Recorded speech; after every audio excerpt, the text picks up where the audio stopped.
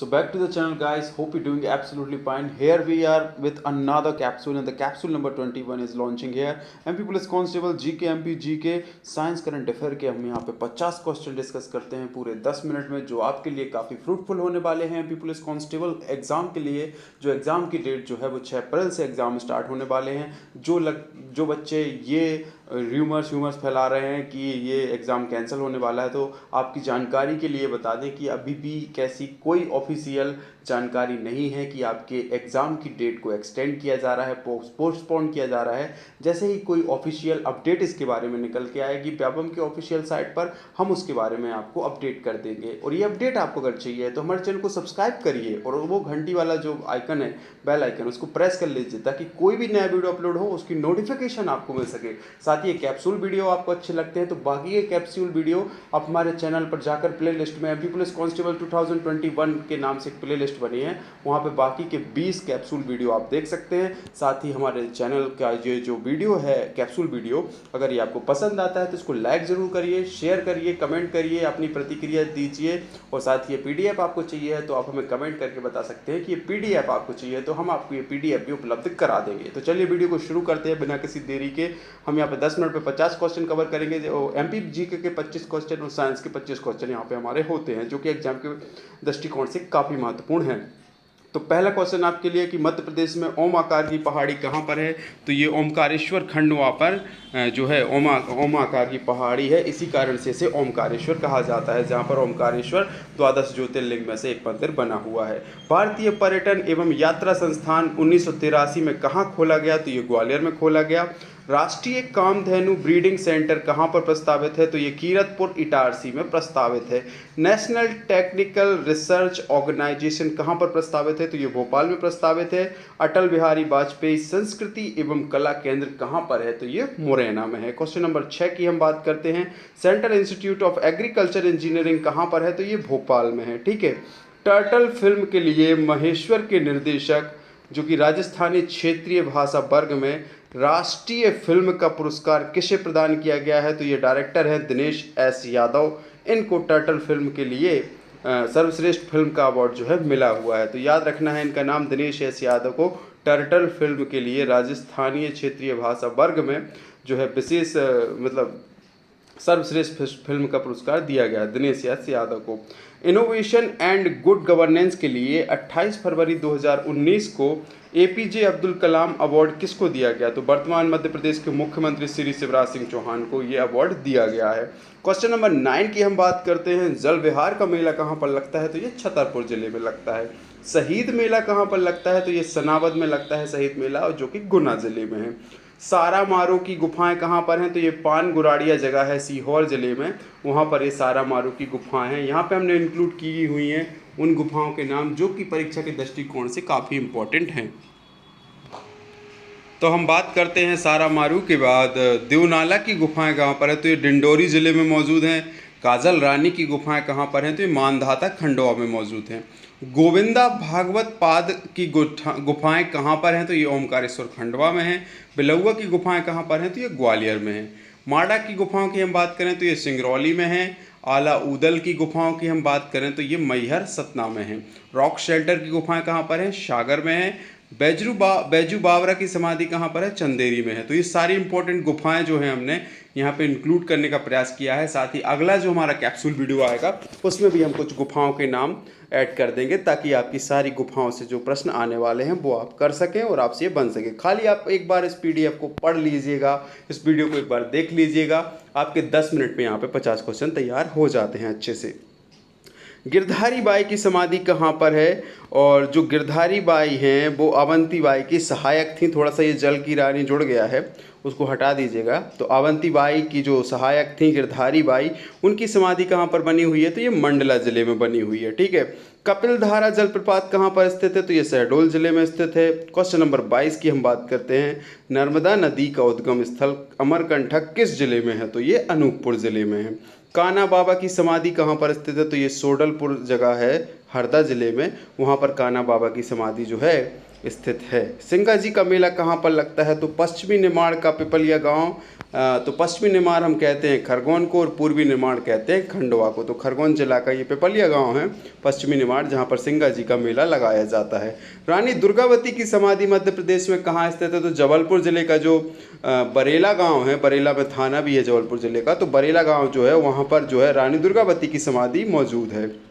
Question number 25 हो गए हैं हमारे, और ये हमने कवर किए हैं 5 मिनट 17 सेकंड में, और बाकी के 26 क्वेश्चन हमारे सामने हैं। भौगोलिक क्षेत्र के आधार पर मध्य प्रदेश को कितने भागों में बांटा गया है? तो ये 7 भागों में बांटा गया है।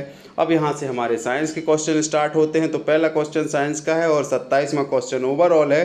विद्युत हीटर की कुंडली में किस धातु की बनी होती है? तो ये नाइक्रोम के जो तार होते हैं विद्युत हीटर की कुंडली में, जो कॉइल लगी होती है उसकी बात हो रही थी, ये नाइक्रोम की होती है। भारी मशीनों में शुष्क स्नेहक के रूप में प्रयुक्त पदार्थ कौन सा है? तो ग्रेफाइट का उपयोग किया जाता है। विद्युत बल्ब में भरी जाने वाली गैस कौन सी है? तो आर्गन गैस है।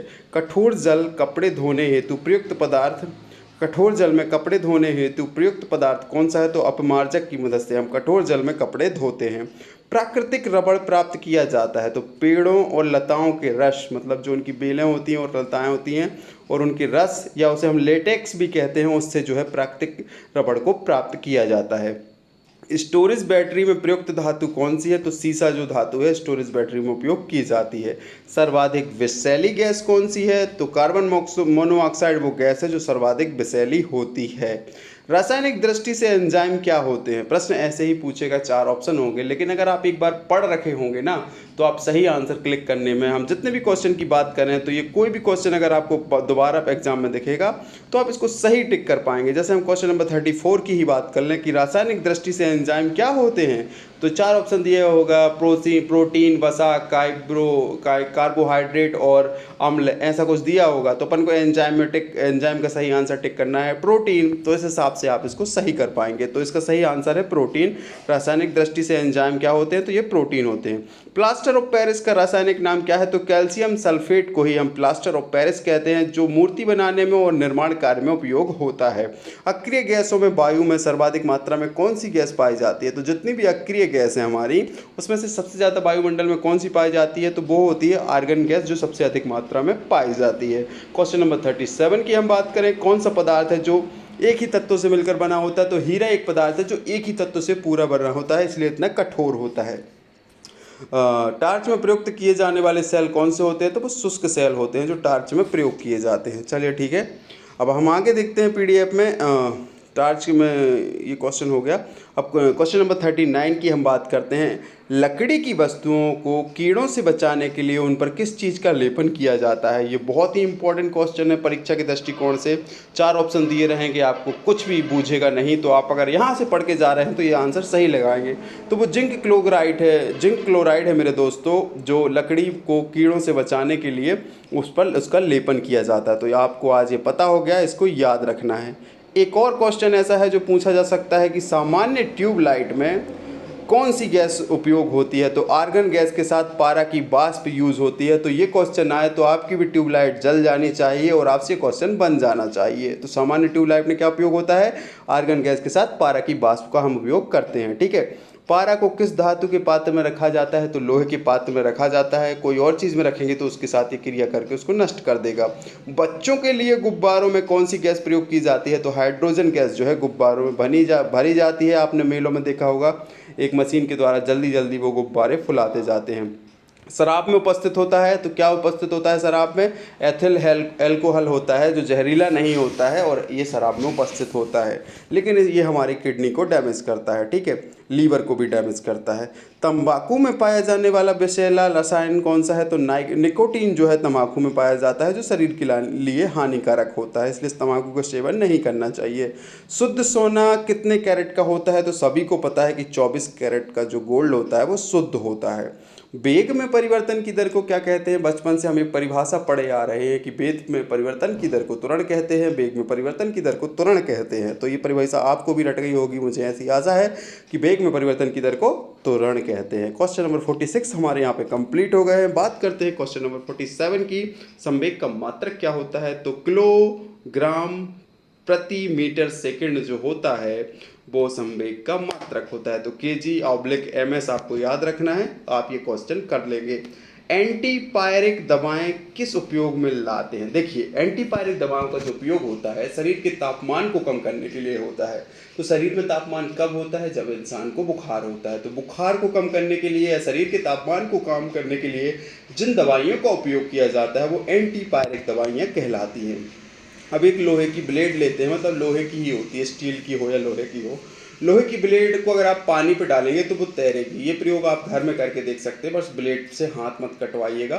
तो आप लोहे की ब्लेड को पानी पर डालेंगे तो वो तैरती है, जबकि और लोहे की वस्तुएं जो होती हैं वो डूब जाती हैं। तो आपको ये लगता होगा कि ब्लेड जो है भार में हल्की होती है इसलिए नहीं डूबती, तो भार से उसका कोई संबंध नहीं है, आपको बता दूं।